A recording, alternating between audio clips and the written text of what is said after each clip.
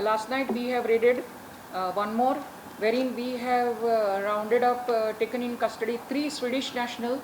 All 3 Swedish national are without visa. They are overstaying.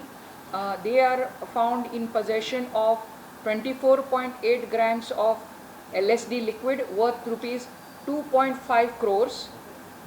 Then 70 pieces of LSD paper worth rupees 7 lakhs. We have also got 49.3 grams of ketamine liquid worth 2.5 lakhs. We have also got ketamine powder 1.5 grams worth rupees 15,000. So total worth of the drug seized is 2 crore 59 lakh 65,000.